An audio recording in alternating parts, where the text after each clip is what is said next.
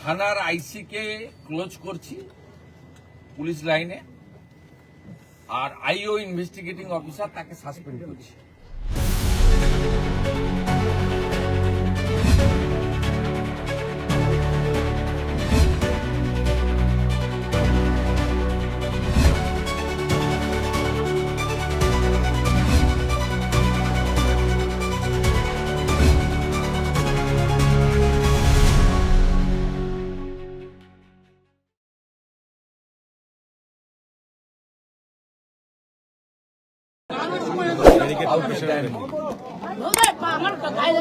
গতকাল প্রাক্তন মুখ্যমন্ত্রী এসেছিলেন,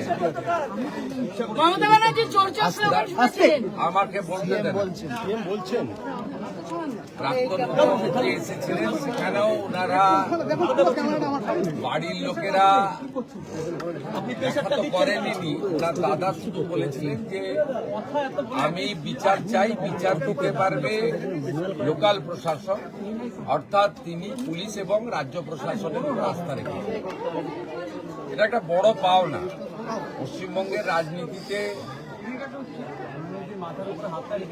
বিভিন্নভাবে, ধরুন কোথাও পুলিশের গুলি চালনাতে, সেখানে পুলিশের দোষ বা অন্য কার দোষ আমি জানি না, রাজনৈতিক সংঘর্ষে, বোমাবাজি, বন্দুকবাজি, সংগঠিত রাজনৈতিক সন্ত্রাস এবং হেফাজতে বা রাজনৈতিক হেফাজতে অনেককে রাজনৈতিকভাবে তুলে নিয়ে গিয়েও খুন করা হয়েছে, এমন অনেক উদাহরণ রয়েছে এই পশ্চিমবঙ্গে। কিন্তু আপনারা, আমি প্রয়াত জ্যোতিবাবুর কথা বলবো না, প্রয়াত বুদ্ধবাবু এবং প্রাক্তন মুখ্যমন্ত্রী মমতা ব্যানার্জির সময়ে একটা উদাহরণ দেখাতে পারবেন না যে রাজ্য সরকারের প্রশাসনিক প্রধান মুখ্যমন্ত্রী, তিনি রাজ্য মন্ত্রিসভার সদস্য ডিজিপি তাকে সাথে নিয়ে রাজনৈতিক ভিন্নমত পোষণ করা লোকের বাড়িতে এসেছেন, তার বক্তব্য শুনে তাকে সরকারের যে কর্তব্য সেটা পালন করার জন্য, এই উদাহরণ আপনি পাবেন না, যেটা আমাদের সরকারের সময় আপনারা দেখতে পাচ্ছেন। পরিবারও কমপ্লিটলি তৃণমূল পরিবার, ওর মিসেস কাউন্সিলর, তারাও বর্তমান সরকার এবং পুলিশ প্রশাসনের উপরে, হায়ার লেভেলের উপর, লোকাল পুলিশের উপর ওদের অভিযোগ আছে, সিপি ডিজিপির উপরে, ডিএম এর উপরে, চিফ মিনিস্টারের উপরে, লোকাল এমএলএ এর উপরে কনফিডেন্স রেখেছে। এটা আমাদের বড় পাওয়া। ওনার পরিবার আমার কাছে দুটো জিনিস চেয়েছেন। বলেছেন পুলিশের হেফাজতে মারা গেছে এবং আমরা জেনেছি শারীরিক অত্যাচার। আপনাকে দোষী পুলিশদের বিরুদ্ধে কঠোর ব্যবস্থা নিতে হবে। দ্বিতীয়, উনি বলেছেন দুটো বাচ্চা আছে, উনি আর্নিং মেম্বার ছিলেন, এদের পড়াবো কি করে, আমি খাবো, আপনাকে আমার ভবিষ্যতের দায়িত্ব নিতে হবে, বাচ্চাদের পড়ানো। তৃতীয়টা উনি বলেননি, আমরা করেছি। আমি ওনাদেরকে যেটা বলেছি সেটা আপনাদের বললাম, যে পুলিশের লকআপে বা হেফাজতে মারা গেছে, এটা তো দিনের আলোর মতো সত্যি।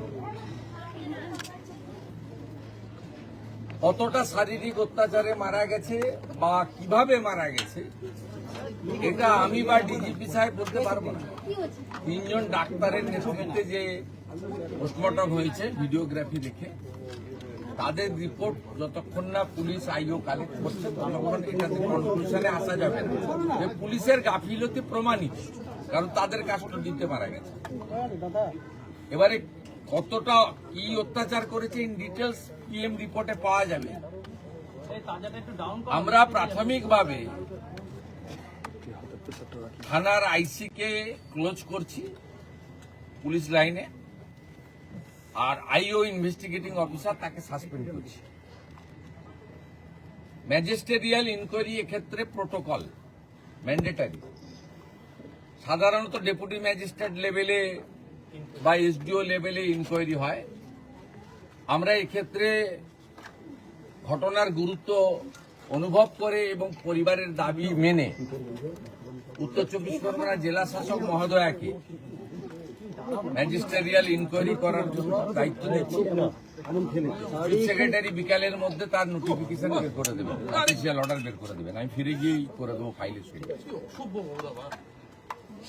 সেকেন্ড হচ্ছে ওর পরিবারকে আমি হোম মিনিস্টার, বছরে 3টে অ্যাটেন্ডেন্ট পাই। আমি ওর স্ত্রীকে আমার অ্যাটেন্ডেন্ট হিসেবে চাকরি দিলাম। উনি শোক কাটিয়ে ওঠার পরে লোকাল থানার সঙ্গে অ্যাটাচ থাকবেন এবং 12 মাস 15,000 টাকা করে এরা পায় অ্যাটেন্ডেন্ট। 12 মাস কমপ্লিট হলে গ্রুপ ডিতে পার্মানেন্ট হয়ে যায়, কারণ বাকি চাকরি তো পরীক্ষা দিয়ে হয়, আমরা তো ভাবে চাকরি দিতে পারি না। C agreed. আমরা থার্ড যেটা বলেছি যে মৃত্যু অর্থ দিয়ে হয় না, কিন্তু সব প্রদেশেরই সরকার, কেন্দ্রের সরকার একটা দায়িত্ব থাকে। এই জন্য CM relief fund, PM relief fund, এই জন্যই ডিজাস্টার ম্যানেজমেন্ট ফান্ড, এই জন্যই থাকে, ব্যবস্থা থাকে সরকারের। ওরা আমাদের কাছে অর্থ চাইনি, কিন্তু আমি চিফ মিনিস্টার রিলিফ ফান্ড থেকে 10 লক্ষ টাকার একটি চেক আপনার মিসেসকে দিয়েছি। যেটা আপনাকে নিতে হবে না, আপনাকে একটা চাকরি, ছোট চাকরি হলেও দিলাম আমরা। 2টো বাচ্চার নামে আপনি এমআই করে দেন, পড়াশোনাটা দেখতে হবে। আর পোস্টমর্টম রিপোর্টে যা আসবে এবং ডিস্ট্রিক্ট ম্যাজিস্ট্রেটের নেতৃত্বে ম্যাজিস্ট্রিয়াল ইনকোয়ারিতে যা রেকমেন্ডেশন দেবে তার ভিত্তিতে পরবর্তী পদক্ষেপ আমরা মেনে চলব। কাস্টোডিয়াল ডেথের ক্ষেত্রে সুপ্রিম কোর্টের, এনএইচআরসির এবং রাজ্য সরকারের নিজস্ব কিছু ব্যবস্থা রয়েছে, সেই ব্যবস্থা মেনেই এটা করবে। ডিজিপি সাহেব পার্সোনালি এবং হোম সেক্রেটারি ম্যাডাম পার্সোনালি এটা লুক আফটার করবে এবং আমাকে রিপোর্ট দেবে, এবং এমএলএ এবং সিপি প্রপারলি লোকাল ফ্যামিলিকে ইনফর্ম করতে থাকবে যে সরকারের ইনভেস্টিগেশন এবং তার অ্যাকশনের প্রসিডিওরটা কি। গতকাল মমতা ব্যানার্জি বিভিন্ন অভিযোগ করেছে, তিনি অভিযোগ করছিলেন তাকে নাকি মারার চেষ্টা হয়েছে ইত্যাদি ইত্যাদি কিছু। আমি আপনাকে প্রথমত বলি, উনি প্রাক্তন মুখ্যমন্ত্রী এবং একজন বিশিষ্ট রাজনৈতিক নেতা বা নেত্রী হিসেবে প্রোটোকল পান, জেট প্লাস নিরাপত্তা। আমাদের সরকার আসার পরে উনার নিরাপত্তা তুলে নেওয়া হয়নি। উনি যেখানে খুশি যেতে পারেন, যেখানে পুলিশ মনে করে বা 163 থাকে সেখানে রেস্টেন করা হয়। যদিও আমার এই 3 মাস সময়কালে বাড়িপুরে 163 ছিল, যে 4 জনকে অ্যালাউ করা হয়েছে, আমাকে 104 বার হাইকোর্টে যেতে হয়েছে। উনি সব জ্ঞান না দিলেই ভালো। উনাকে আমি পরামর্শ দিতে পারি না, বয়সে বড়, মুখ্যমন্ত্রী হিসেবে অনুরোধ করব, আপনি প্রপারলি ডাইরেক্টর অফ সিকিউরিটিকে, সিপি কলকাতাকে, এডিজিএলওকে, যদি ডিজিপি আপনার পছন্দের না হয়ে থাকে, আপনি যাকে পছন্দ করেন, বা আপনার অফিস তো আছে, আপনার পার্টি আছে, এখনো ছোট হয়ে গেলেও আছে, ভেঙে গেলেও আছে, তা আপনি মেল করে আপনার শিডিউল জানালে আপনি যে প্রোটেকশন পান অ্যাজ পার ব্লু বুক, সেই প্রোটেকশন আপনি পাবেন। কালকে আপনি না জানিয়ে এসেছেন এবং ভারতীয় জনতা পার্টির কোন লোককে আমি ছবিতে দেখিনি। আমাদের এমএলএ বরঞ্চ জানার পরে লোকজনকে সরিয়ে নেওয়ার ব্যবস্থা করেছে। আর আমি সিপিকে ধন্যবাদ দেব, তিনি ডিসির নেতৃত্বে, আমি টিভিতে আপনারা এখনো দেখাচ্ছেন, মাঝে মাঝে দেখেছি, অন্তত কয়েকশো পুলিশ ছিল। এই পুলিশ মোবিলাইজেশন করতেও টাইম লাগে। এই পুলিশ মোবিলাইজেশন করতেও একটা থানাতে এত পুলিশ থাকে না, লাইনে থাকে, ব্যাটালিয়ানে থাকে, সেখান থেকে ফোর্স আনতে হয় যখন ভিআইপিরা আসেন। তা পুলিশকে আপনি কোনো সুযোগই দেননি। তারপরেও আমি বলবো কিছুই ঘটেনি। আর আপনার ওই পাথর টাথরের গল্প ওগুলো সব মানুষ দেখেছে। আমি আপনাকে পরামর্শ না দিয়ে অনুরোধ করব, আপনি কোথাও গেলে পুলিশকে টাইম নিয়ে জানিয়ে আসবেন। যতটুকু ব্যবস্থা করার পুলিশ করবে, এবং আপনার যদি কোনো লোক থাকে তার সঙ্গে লিয়াজো করেই করবে। আপনি যেখানে খুশি যেতে পারেন, কিন্তু আপনি 15 বছরে 315 জন বিজেপি কর্মীকে খুন করেছেন। এর সাথে অভয়ার মতো ইনসিডেন্ট অসংখ্য। আপনি কোথাও একবারও কোনো আপনার অপোজিট থটের লোকের বাড়িতে গিয়ে সহানুভূতি দেখিয়েছেন এ উদাহরণ নেই। আপনার সময়ে রাজবংশী যুবক মৃত্যুঞ্জয় বর্মনকে এএসআই মোয়াজ্জেম হোসেন কালিয়াগঞ্জে মাঝরাতে বুকে গুলি করে খুন করেছে। আপনি মৃত্যুঞ্জয় বর্মনের পরিবারের পাশে দাঁড়াননি, কিন্তু আপনার দলের কর্মী এবং আপনার দলের কর্মী স্ত্রী, যিনি তৃণমূল কংগ্রেসের এখানকার কাউন্সিলর, তার বাড়িতে রাজ্যের মুখ্যমন্ত্রী হাই লেভেল টিম নিয়ে এসে পরিবার যা যা চেয়েছে প্রাথমিকভাবে সেটা পূরণ করার মধ্য দিয়ে একটা মুখ্যমন্ত্রী শুধু দলের নয়, রাজ্যের, এটা আপনাকে আমি বুঝিয়ে দিয়ে গেলাম, শিখিয়ে দিয়ে গেলাম। যেটা আপনি করতে পারেননি সেটা শুভেন্দু অধিকারী করার চেষ্টা করুন।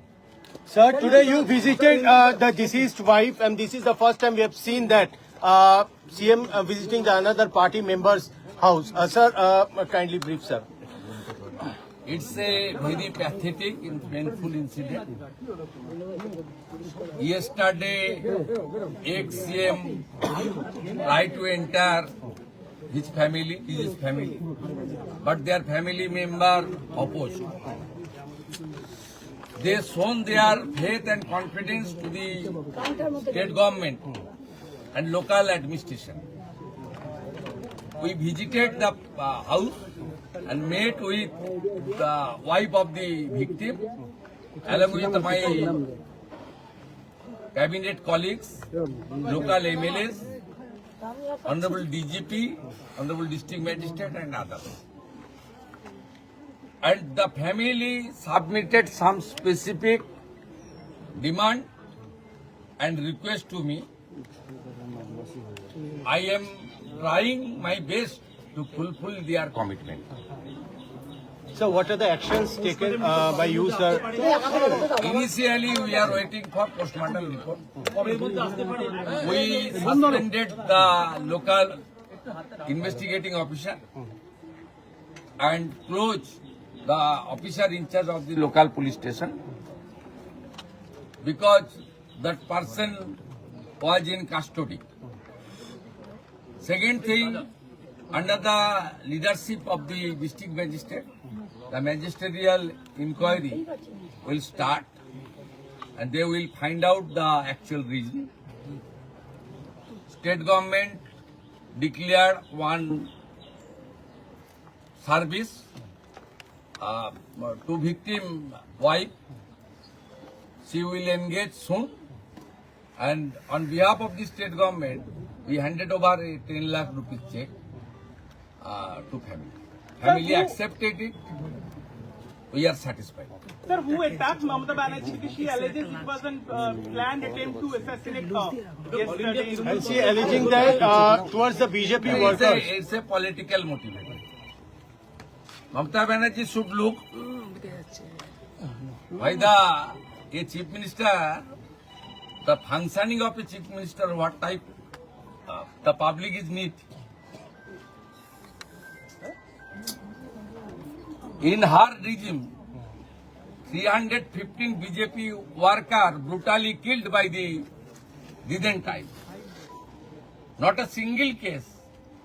She visited the site, she met with the family, declared any compensation. Yesterday, she came here to disturb the area, not inform the police properly. She is holding the Z+ category. Don't try to disturb the normalcy of the state. কাউকে কারুর এগেনস্টে ব্যবস্থা নেওয়া হবে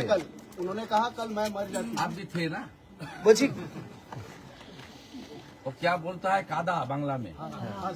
उसमें कोई मर जाता है? কারুর এগেনস্টে ব্যবস্থা নেওয়া হবে কালকের ঘটনায় কোনো ব্যবস্থা কিছু No need. কমপ্লিটলি পাবলিকের জনরোষ হয়েছে, কিচ্ছু হবে না। কেউ পাথর ছোড়েনি, ছবিতে পুলিশ দেখেনি।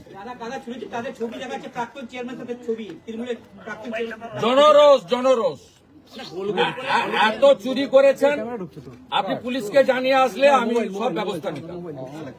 Responsibility goes to police. আপনি পুলিশকে জানিয়ে আসেননি, আপনি কল্যাণ ব্যানার্জি আর দোলা সেন ছাড়া কাউকে বলেননি। আপনি you are holding Z+ category.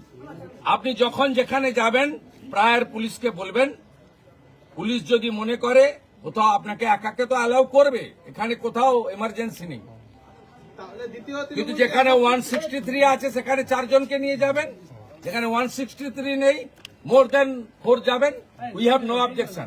কিন্তু you should inform police properly because you are holding Z+ category still. আপনি জানিয়ে আসেননি, তার রেসপন্সিবিলিটি ডিজিপি বা পুলিশ মন্ত্রী নেবেন। থ্যাংক ইউ ধন্যবাদ।